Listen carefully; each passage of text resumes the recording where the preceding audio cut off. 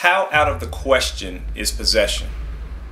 Hollywood has made a ton of money scaring us, but is there really something to this? Or is it all smoke and mirrors? The Spiritual Science Research Foundation estimates 30% of the world's population may be possessed and not even know it.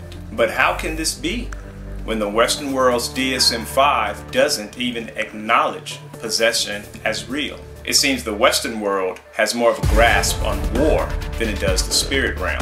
At this stage in humanity, science can only document the physical world. And since it doesn't have a grasp on the spirit world, the notion of possession is dismissed. However, quantum physics is shedding new light to the existence of the unseen. Outside of our five senses lies a realm of unimaginable spirits, demons, and ghosts obsessed with the physical world. The Spiritual Science Research Foundation estimates that negative energies represent 10 times the world's population, and that can largely affect the course of mankind. In fact, a large portion of the world still acknowledges possession today.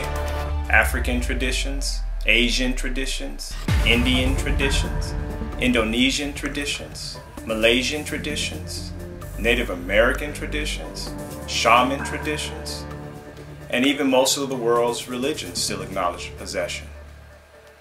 Even recently, close to 800 pages of official records document a case from March 2012 in Gary, Indiana. The reports suggest that demons took over a family in their home. Trace Gallagher has the details. Trace? And Megan, the comparisons of the Amityville are notable because it was just days after the Ammon family moved into their house. They say the horror began, the black flies swarming, children being levitated, shadowy figures pacing the house.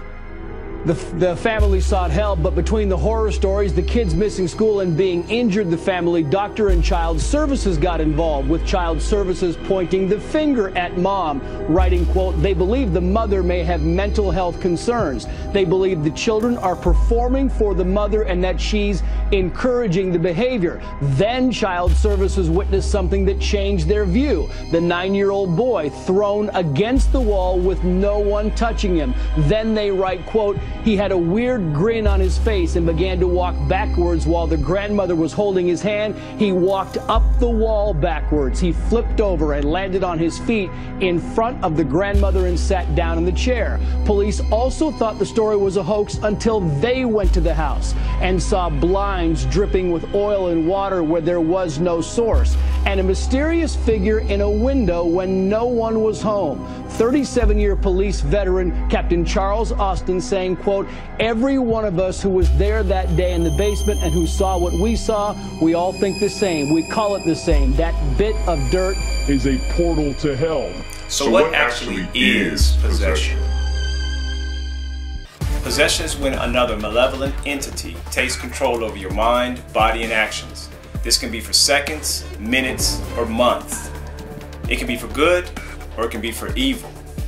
In a similar way that our consciousness or soul takes possession of our body before birth, unseen spirits look for ways to take possession of our bodies.